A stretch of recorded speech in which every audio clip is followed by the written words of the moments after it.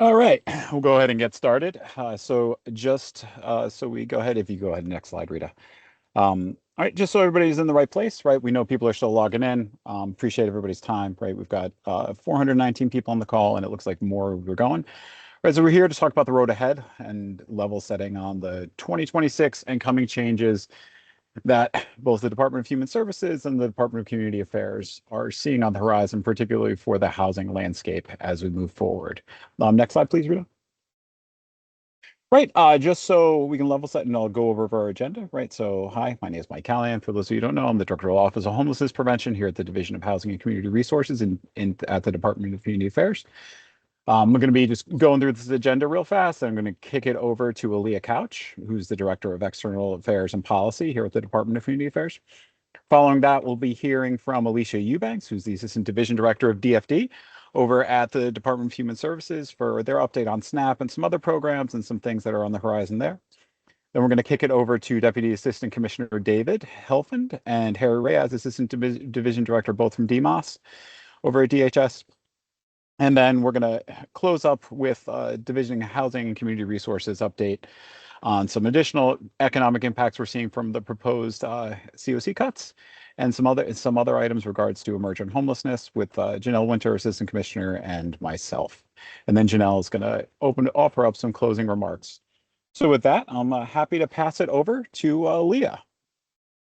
Thank you, Mike. As Mike said, my name is Aaliyah Couch. I am the Director of Policy and External Affairs over at DCA. I just want to welcome you all and thank you for being here with us today. We come together at a time when the systems we've built and the values that shape them are truly being tested, right? The changes ahead are not theoretical, they're real, structural, and will challenge every one of us working to keep New Jersey safely housed.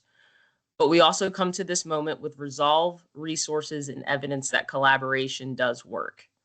Over the last several years, we've demonstrated that housing first saves lives, that rapid investment in prevention prevents collapse, and that New Jersey can lead nationally in data-driven, humane responses to housing instability. Today's discussion is about preparing for what's next, not with fear, but with focus. We will level set on what the federal and economic challenges mean for our communities, our partners, and our residents, and more importantly, how we adapt together. Our work will require urgency and flexibility, but also belief. Belief that through partnership, accountability, and smart design, we can continue to deliver stability, dignity, and housing for every household that needs it. There's going to be a lot of New Jersey specific data that gets shared with you all today. Our goal is to not only educate you, but to arm you with this information as you engage with our legislative delegation at the state and federal level so we can move forward together in lockstep. With that, I'm going to turn it over to our colleague over in DFD. Thank you all.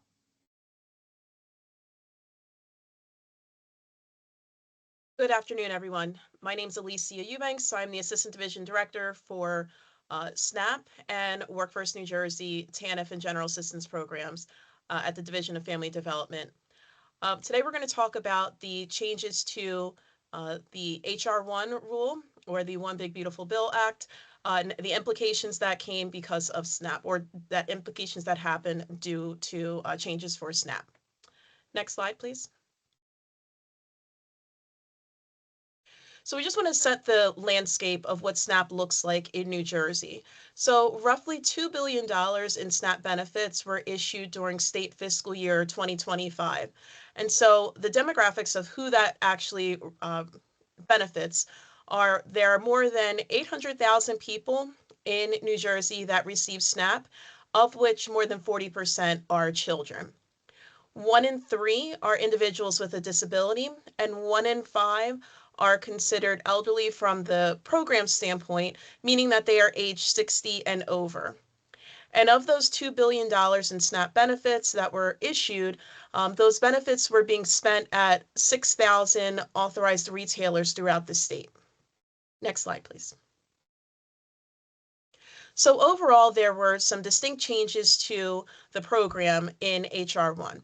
There was an administrative cost shift, a benefit cost shift, changes to the able-bodied adults without dependents group, the changes to Low Income Home Energy Assistance Program, or LIHEAP, and the connection to SNAP, non-citizen eligibility changes for SNAP, as well as the elimination of funding for the SNAP education program. So we're going to discuss what those were. Next, please. For the administrative cost sharing requirement, to provide an explanation of what that is, the law changed the administrative cost contribution that's required by the state. Currently, it is a 50-50 share between the state and the federal government.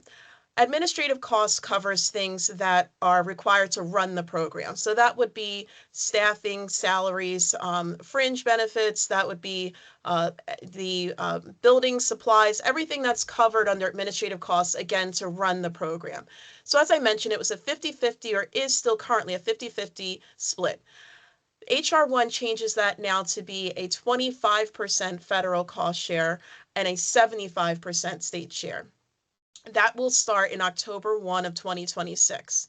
So that ends up being roughly $90 million of an extra cost to the state. 78 million of this would need to be covered by the counties. Next, please. In addition, there is now an added, or will be an added, benefit cost sharing requirement. So this actually won't take place until FY28, which would be October 1 of 2027. This law would actually change the cost of benefits, which used to be, or until that time, covered fully by the federal government, to now have a state cost based off of the state's quality control payment error rates. And so for a payment error rate for the state, if it is below 6%, there would be a 0% match for the state, meaning that the benefits would stay fully funded by the federal government. However, if a state's payment error rate is between 6% and 7.99%, that becomes now a 5% match.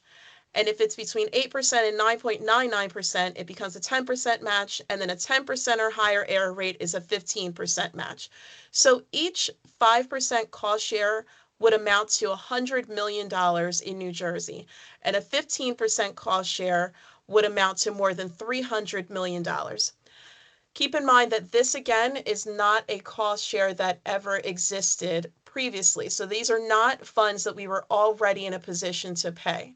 So if you're doing a little bit of math, we're talking 90 million, an extra 90 million from the administrative cost share, plus an extra 300 million potentially for a benefit cost share. So we could be looking at somewhere close to an extra $400 million that the state of New Jersey would be responsible for just to be able to administer the program. Next slide, please. There were also changes to the able-bodied adults without dependents groups. So this law changed the age range for this group. This is a group that is subject to additional limits in their ability to receive SNAP benefits. So just to give an idea of what that requirement is, all SNAP recipients are required to work register. However, there are exemptions from registering for work. So some are not required to do so. And in New Jersey, we are a voluntary state, meaning that individuals do not lose benefits for not meeting the work requirement. However, there is a subset group, which is referred to as able-bodied adults without dependents, that are required to still meet their time frame of participating in a work activity. And if they do not do so, they can only receive SNAP for up to 3 months in a 36-month period. So the law changed the age range for this group, where the age of individuals who must comply with the 80-hour per month work requirement changed from 18 to 54 to be 18 to 65. So that age range increased from 54 to 65. And it also changed the work requirement exception for those with dependent children from households with children under the age of 18 to be now households with children under the age of 14. So individuals that were considered an ABOD may have previously been exempt from the time limit due to having a child under the age of 18 in the household. But now that child limit in age has changed to be under the age of 14. And the law also removed exceptions such as those that were age 18 to 24 and in foster care when they turned 18, those that are lacking a regular nighttime residence or living in a shelter, halfway house, temporary residence for not more than 90 days, or a place not ordinarily used for sleeping. This is typically summed up by saying those that are unhoused or homeless. So the exception for being homeless from this time limit was removed in HR 1. And then HR 1 also removed an exception for those that were considered veterans. So currently serving or have served in the military. So now these three specific groups that were previously exempt from the time limit are now subject to the time limit. Next slide, please. It also changed the relationship between the LIHEAP program and SNAP. So previously, anyone that received a LIHEAP benefit was eligible to receive the maximum heating and cooling standard utility allowance with SNAP. This in turn allowed for them to receive more, typically more, in SNAP benefits. However, the law changed the relationship between SNAP and LIHEAP so that now only those SNAP households that have a person who is elderly, again defined as age 60 and over, or a person with a disability, are able to now receive the maximum heating and cooling standard for SNAP based off of receiving LIHEAP. So that means other households that may be participating in LIHEAP would not automatically receive this maximum utility allowance for SNAP purposes, which would allow for them to receive more in SNAP benefits. This does not mean that they could not receive it. It just means that it requires extra paperwork for them to be able to get the same benefit that we would automatically have previously been able to do by our connection to knowing who's receiving LIHEAP. This change also is going to have an administrative impact because it can increase our payment error rate, which was the discussion previously about how much that an error rate that the state would have and how much extra that could impact us by having again, different calculations that are done on the quality control side. And again, that could increase a payment error rate penalty against the state. Next slide, please. Another change was with regard to non-citizen eligibility for SNAP. So the law changed who may be eligible as long as they meet other SNAP financial and non-financial eligibility requirements. Prior to HR 1, the grouping on the left all had eligibility for SNAP as a non-citizen. With the implication of HR 1, it now took away most of the additional non-citizen categories of eligibility for SNAP and limited only to the first four that you see here, the lawful permanent residents, or typically what we refer to as green card holders, COFA citizens or compact of free association, Cuban entrants, and Haitian entrants. But some very common categories that previously had an eligibility as a non-citizen, such as refugees, asylees, survivors of human trafficking, for example, those criteria have now all been removed for non-citizen eligibility for SNAP as a result of HR 1. Next, please. The last program that was impacted was SNAP Ed. So SNAP Education was a program that would teach residents with low income how to make healthy and budget-friendly food choices and lead a more active life. The funding for SNAP Ed was eliminated with HR 1 so that the program essentially is not operable. It was a program that in New Jersey received about $9.9 million in federal fiscal year 25 to operate. And again, that program is no longer funded and no longer in existence because of HR 1. So just an overview of who is impacted most by this law. Essentially, it would be New Jersey taxpayers because all of those penalties that were mentioned, or I should say benefit cost shifting and extra costs in running the program and benefit costs, those all have to be bear the brunt of being paid for by the state. And so essentially that is New Jersey taxpayers that would have to pay more for the benefit and administrative costs of SNAP. And then also, those who have entered the country legally and had a previous non-citizen category that was now eligible for SNAP would now be impacted in that they would lose SNAP eligibility. And now I'll turn it over to the Division of Mental Health and Addiction Services. Thank you. Thank you very much. So I want to introduce myself and my colleague. My name is Dave Helfand. I'm the Deputy Assistant Commissioner here at the Division of Mental Health and Addiction Services. And we'll be presenting here with my colleague, Dr. Harry Reyes, who's the Assistant Division Director here at the Division of Mental Health and Addiction Services. So we have a relatively brief presentation, but I just want to go over some of what is going on at DMHAS as it relates to the federal picture and housing specifically.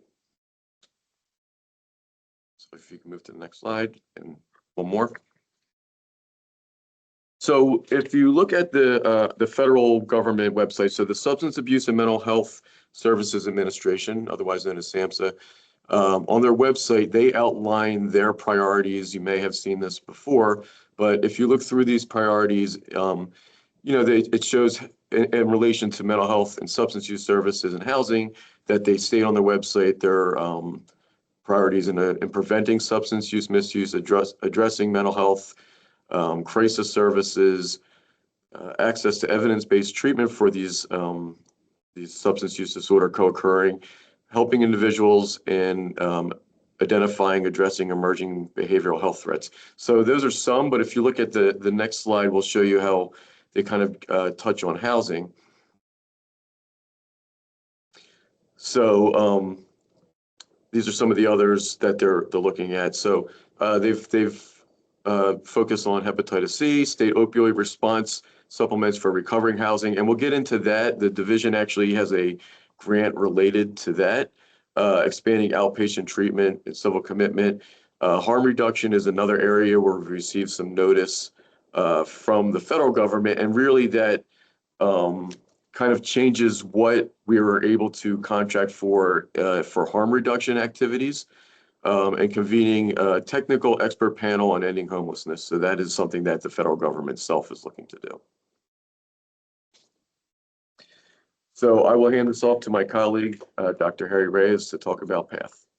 So thanks, everybody. So part of the division services include the PATH program, which is it stands for something I wasn't prepared to define, but it is the agencies that go out and look for individuals who are in encampments, under bridges, in the woods, but that is part of what they do. And part of the resources that they try to connect the individuals with is resources for mental health, entitlements, as well as housing. And part of that is then trying to find affordable housing, which should be a theme throughout this whole conversation, and how one finds a rental subsidy that will assist them in getting this housing.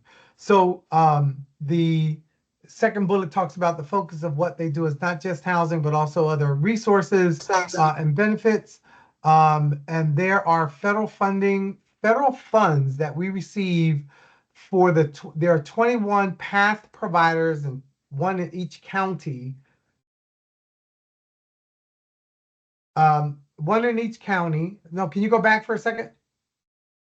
Thanks. There's one in each county, and they are a mix of federal funding as well as state funding. Just so that everyone is clear. And so we did receive a reduction in some of the PATH funding. And so we have some reduction in the PATH programs. So the challenge, of course, is meeting the demand for housing, regardless of the initiative. Finding affordable housing continues to be a struggle. Next slide, please. So one of the other components that we do have federal funding for is something called Crisis Receiving and Stabilization Centers. These are currently in the process. They were awarded. I think there's 5 awards, as you can see in bullet number 2. And so these would be sort of a place where an individual can be taken by family members, police. They will have recliners, and it is a place that they can go and stabilize and sort of chill for up to 23 hours instead of going into an ER And the goal here is to provide services and treatment. There'll be a therapist as well as a prescriber to see the individual, and so that they don't have to go into an ER to receive urgent.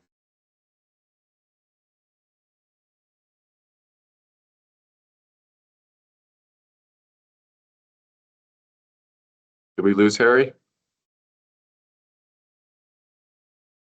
Okay, I'm going to pick this up. I think Harry's, I know he was having issues with power. So if you can go to the next slide, please. Okay, so this is one of the federal grants that we were awarded. It's for high-risk youth, the ages 18 to 24 who are homeless or at risk of homelessness. So this will provide supportive and housing services to that population. And it's really meant for those that are dealing with recovery. So we will work with the counties on implementing that award for the 21 county substance abuse directors. And basically we'll work with a housing coordinator that'll be hired under that grant to be able to look at inventory for housing for individuals with substance use disorder and provide assistance with them locating. Again, it's in that age population. Next slide, please. So this is another grant that we were awarded from the federal government. And so I just wanted to touch on a few of the positive things that we've had recently. So Harry mentioned the crisis receiving and stabilization centers.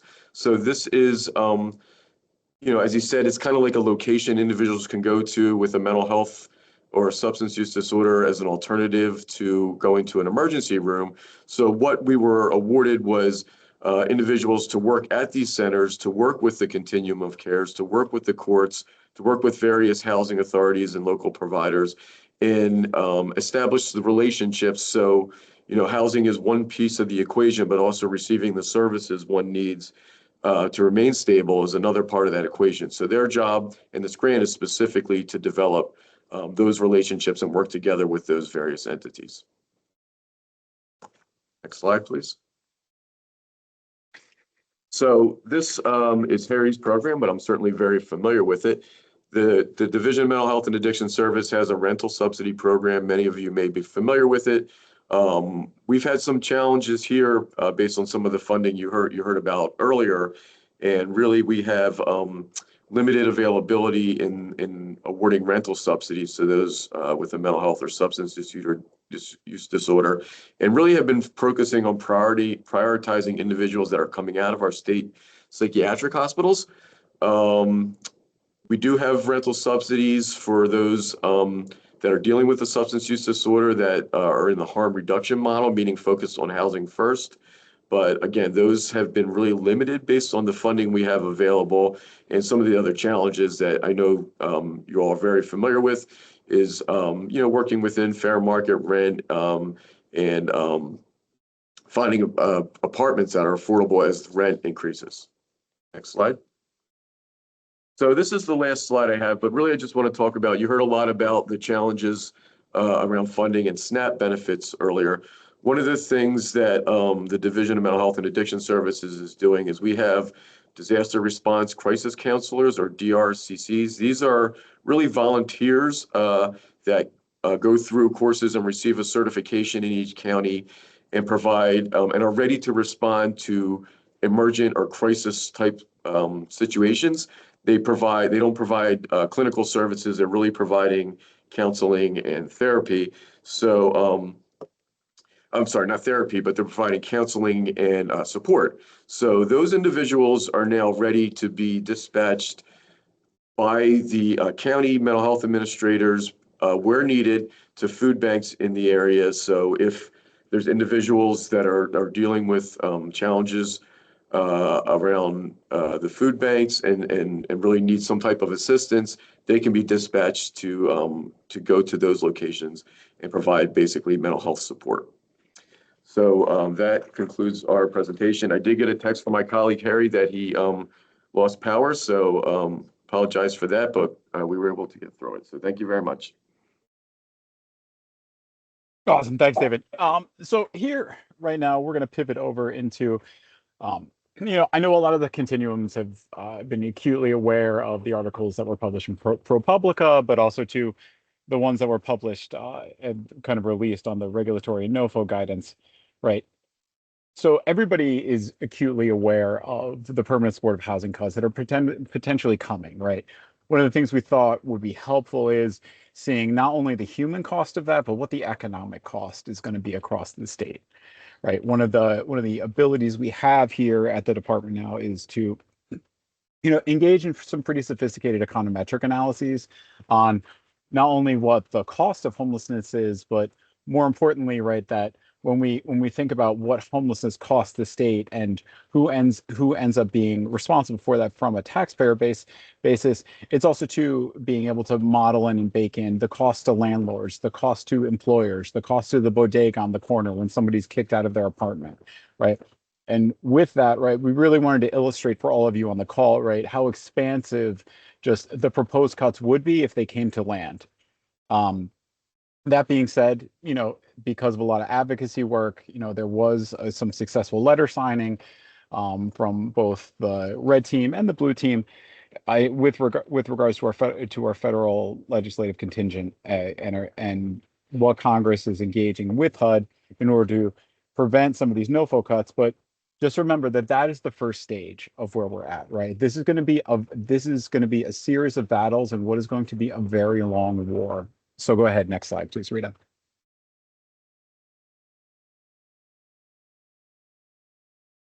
Right. So just a level set for folks, if you weren't aware or if not everybody has read into things, right? So essentially, there was a proposed rule that looked like in some leaks from HUD prior to the federal government shutdown, right? That would cap permanent supportive housing at 30% of each COC's total portfolio, right? And importantly, that would fundamentally reshape how housing stability, particularly housing stability that's led via the coordinated entry system, right? How that's funded in New Jersey, right? So New Jersey COCs as a whole, right, is heavily rely on permanent supportive housing, right? And we have a little bit south of 65% of total HUD COC funding, right? So that's a little bit more. We're in the $66 million last year as the primary exit and system sustainment vehicle, particularly for high acuity households, right? So when things that fall into Harry's portfolio, right, are talking about, okay, if we no longer have those off ramps, right, for opioid use disorder or substance use disorder vouchers, right? If our ability and the mileage that we're getting out of every state resource is now capped and diminishing almost 7 to 9% year over year, right? This is only going to be compounding, but dramatically exacerbate the crisis that we're facing, right? And so if you look at that last point there, this change really triggers a significant retraction in supportive housing supply and is also going to escalate downstream homelessness and local economic losses, particularly in some of the most challenged communities that we have throughout the state. Next slide, please. Right. So there's a couple ways to model this, right? We have two models that we've really gone off of. This is what we call scenario A, right? And so whether the HUD notice for funding opportunity, right, is potentially not going to allow for a swap of someone into rapid rehousing, or there's not going to be some corollary state bridge support program, right? And so understanding that if the PSH cap is implemented Q1 of 2026 and that there's a ceiling there then of $19.8 million, right? Similarly, we have made one more assumption in this where displaced households are unable to re-enter housing assistance within 12 months, right? Next, right? When we looked at the acuity profiles of every single household and the constituent members of those households across the entire state that are enrolled in PSH, right? And we look at kind of the odds ratios and current risk factors of that, right? With that distribution, we're really seeing, right, upon an eviction or an ending housing event, right around 40% are likely to enter a shelter or hotel placement if available. 48% become unsheltered, right? And about 12% are going to be able to locate alternative supports, right? And understanding that the household size in many of these PSH units, right, is 1.45 persons per household. And so when we talk about the economic loss in just from 2026 to 2027, right, the proximate loss, right, in the northern part of the state, right, is $29.4 million. In 2027, right, because we lose expanded throughput capacity, but also too, everything from landlords that were counting on those vouchers to persons living in them, but also to diminished returns on those rent increases specifically. We're looking at nearly a $35 million delta, right? That is going to be impacted in the northern part of the state. In central New Jersey, right, it's 13.7 million in 2026, moving to 2027 and 16.3 million. In the southern part of the state, it's 9.5 million, moving up to $11.3 million. Right. The highest risk zone where we actually see the distributions of conversion to unsheltered homelessness, right, in our urban centers, right, that's where we really see that distribution skew a little bit, particularly in Newark, Jersey City, Trenton, and Camden. Right. And so the bottom line just with this is without some type of rapid rehousing or bridge intervention, right, we're talking about nearly 3,000 individuals entering homelessness by a removal action and eviction right around starting Q3 in 2026. Right. And this is going to trigger a first year economic ripple that's going to exceed nearly $60 million in this first year. Next slide, please. Right. So when we talk about looking, right, what this impact could potentially be, right, without bridge support, right, our first level model is right now, right, we are seeing a incredible increase in unsheltered homelessness across the state, right. We're probably going to land a little bit south, about 25 folks, right, although that's within the margin of error, right, being unsheltered alone at end of year this year, right. And so by end of year, our most conservative model that we're looking at is putting our total homeless population here at baseline, right, about 42,453 people. Just to let people know, and just sometimes to like the level set, right? That means that we are potentially at the end of the year going to have more people that were homeless than the entire population of the town of Kearney, or Marlboro, or Teaneck, or Montclair, right? As we look as these PSH cuts start to land in 2026, right? We have a blanket increase of 5.9% across the state, and then moving into 2027, right? That's where things really start to snowball, and particularly from the rental pressure and the limited rapid rehousing throughput for these families. Right, we're talking about nearly 50,000 people, but then in 2028, right, we finally hit the mark, right, where we're 22.7% increase in homelessness, and this is just with our baseline calculation on top of just what the cuts of PSH would precipitate, right? And so importantly, one of the things that we're going to talk about the next slide is that all of these cuts are going to compound the inflow, right? And they're also going to kneecap what is one of the best vehicles we have throughout the state to effectuate those exits. Next slide, please. Right. So when we look at the regional economic impacts, right, what we're really seeing, right, is that we have direct payment losses from the PSH reductions, right?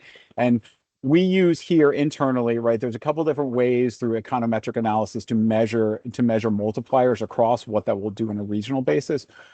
If you were doing this analysis on more of a market base, you would actually use a 1.6x multiplier, but here we're using a 1.3 because we're trying to keep it in, a really good confidence interval, right? When we talk about the total economic loss through 2027, in the northern part of the state, it's going to be approximately $96.8 million. In the central part of the state, it's going to be approximately $45 million.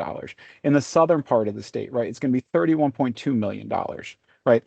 And particularly when we look at not only the program and the cross pressure, right, we're going to see unsheltered homelessness that's concentrated in Newark, New Jersey. There's the potential at the end of 2028 to unsheltered homelessness in Newark be in excess of 10,000 people, right? That is absolutely unheard of. Similarly, in the central part of the state, right, one of the downward pressure items that we have, right, is because of the high concentration in pharma and the business community, there's more expansive hoteling capacity there, but we're going to reach that limit, right? And so understanding that those capacity caps are probably going to be reached across the state in October 2026. This is going to force what is a typology change, where the standard mix we have, which usually it's about two persons that are unsheltered for every or two persons that are sheltered for every one person that are sheltered, right? That is actually going to soon flip. It's going to reach parity at the end of 2026. In the beginning 2027, we're going to see the ratio actually change altogether, right? Similarly, when we look at areas where there's a paucity of resources, particularly the Bayshore areas here, so thinking about Gloucester, Salem, and Cumberland counties, right? Right. The migration that is already extant, right, from the central part of the state to the southern part of the state, often seen, right, is just going to be exacerbated, and the magnitude of that, right, is going to increase by a factor of 1.4 to 1.6, right? Next slide, please. Right. So understanding that there is scenario B, right? So this is the most likely case, and this is if we potentially have some state resources, but also to rapid rehousing that's deployed, right? And so with this is for all the continuums on the call, right? And I know you've been engaged with your consultants. I know that you've been engaged collaboratively in thinking about this. So hopefully your executive committee has, right? Your rapid rehousing activation is going to potentially mitigate direct placement if it's going to be an allowable swap, right? Using CPD or COC funds, right? And so if we can do this, right, the distribution of who enters into shelter and unsheltered, we could potentially mitigate some of those first year impacts, right? And but with that, and again, like note well, so nota bene, right, that this assumes the COCs are going to prioritize all lost PSH funding for rapid rehousing, right?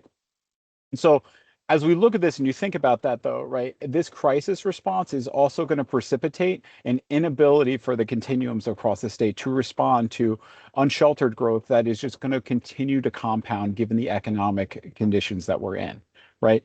And so importantly, right, when we look at the interpretation of what this looks like from a modeling perspective, right, we are quickly coming to, even in a best case scenario, if these PSH cuts come to pass, right, that we have to have a hotel search and outreach diversion capacity that can absorb approximately 4,200 additional individuals just with the compounding unsheltered inflows and the PSH cuts. Next slide, please. Right. And so when we look to 2027 and 2028, right, the other key driver that everybody needs to remember is, right, is that across, right, we're looking at rental increases year over year because there is no statutory rent control across the state, broadly speaking, right, that we're right around 8.5 to 9.5%. So on the average, that brings us to 9%. Everybody needs to remember that if you have 100 vouchers, right, if you have 9% rental increase compounding year over year, the mileage that every single voucher gets and the number of households and individuals that can serve decreases by that factor, right?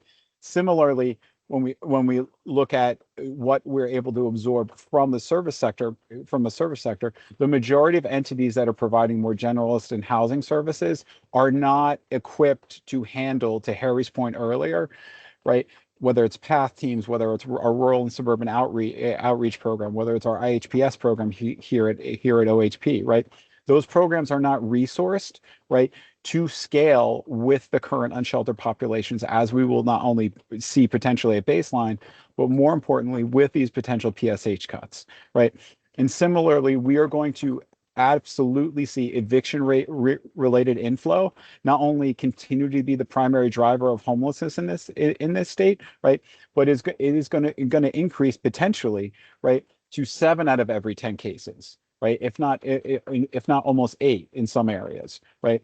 And so with that, right, where folks are deployed, how they're engaged, and what those adjunctive and second and third order supports look like, we're going to have to retool our entire system to be responsive to this, right? And so thinking about it, right, what this really means is if all this comes to pass, that by 2028, our homelessness system is going to be at its inflection point, right?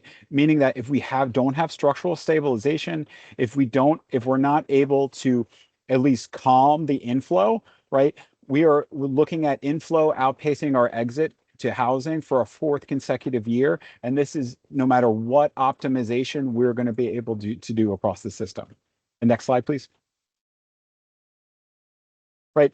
So as a bottom line, and as we kind of wrap all this up, right, what we've talked about, and particularly from our colleagues, but also too in DCA, right, we're talking about facing a multi-year stabilization challenge, right?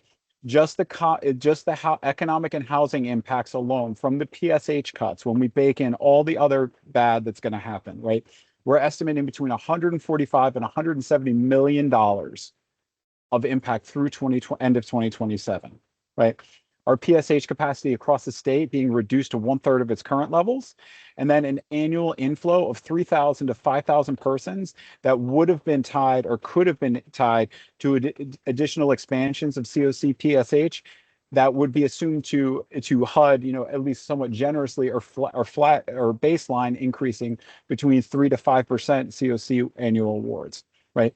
So when we talk about how to stabilize and the work going forward, right, this really speaks to only a coordinated cross-system response. It's going to combine rapid rehousing expansion, think about our landlords and stabilizing their investments that they've made, but also too the trust that they've placed in us as providers, municipal prevention support so that we are not criminalizing homelessness, and a reinvestment of PSH.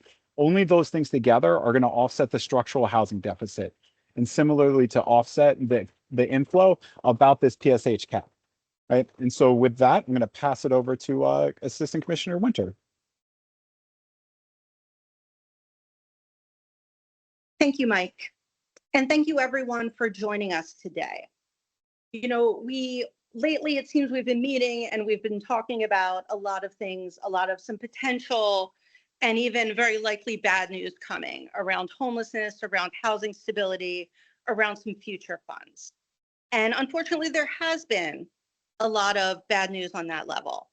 But I think it's also important to remember what we've accomplished and what we can continue to accomplish if we can make it so that we can eliminate some of these obstacles and do it. It is a time when there's a lot of, things coming our way that we're concerned about, not just these particular policies, but what might be happening economically, what might be happening just in the changes in our homelessness numbers. And certainly there's a lot of uncertainty all around. But I think when we look at what we've done, even over the past several years, with a lot of challenges in our way, we have, and by we, I don't mean DCA, I mean all of us together, everyone on this call, all of our colleagues and friends who aren't with us right now on this call. But what we've been able to do is throughout a pandemic and the accompanying economic turmoil, we kept tens of thousands of people in their homes. We kept tens of thousands of people warm and safe and able to do what they needed to do to get back on their feet as we came out of that time. Even as we see some homelessness numbers going up, we also see all of the people that we've been able to house. Since January alone, we've housed more than 1,000 homeless veterans. We've housed thousands of people, permanently housed across the state, including people who many people would say that we would not be able to, folks that you have, met in encampments, sleeping out on the streets, people with, incredible health issues, incredible health challenges, behavioral health challenges, all of those things, people who've been able to restart their lives from permanent housing. And that's because over the years in New Jersey, we've learned how to do it. We know what works. We know what works to address and end homelessness. And we're able to do it. We know that housing first works. We know that when we have the resources and when we have a surprisingly small amount of resources to accomplish what we've accomplished and the room to do it, that we can really address homelessness and we can make permanent changes in people's lives for the better. And all of you accomplish that every day.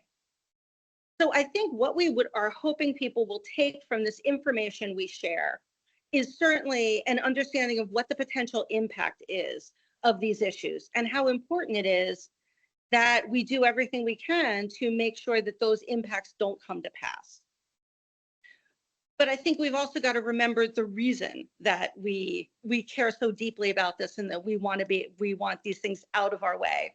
It's because we want the ability to do the work that we know we can do, the incredibly hard work, but incredibly valuable work that everyone on this call has been so successful at, which is what we do here in New Jersey, which is we solve problems, we solve homelessness, and we do it with compassion and with data and with innovation and with determination, but we do it and we get it done.